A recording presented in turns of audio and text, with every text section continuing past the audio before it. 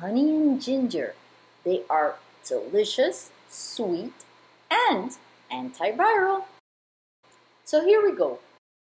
I usually buy my ginger, wash it well. You don't have to peel it, process it, and freeze it. You can use it fresh or frozen. And then we're gonna add some honey. Check it out, beautiful, with a sweet and spicy and especially pungent yet soft flavor. And you can use it with tea, with smoothies, with seafood, with pork, with vegetables, with stir fries. Refrigerate it for months. Enjoy the delicious flavor and health benefits from both honey and ginger. Chef Pachi, delicious food, amazing mood.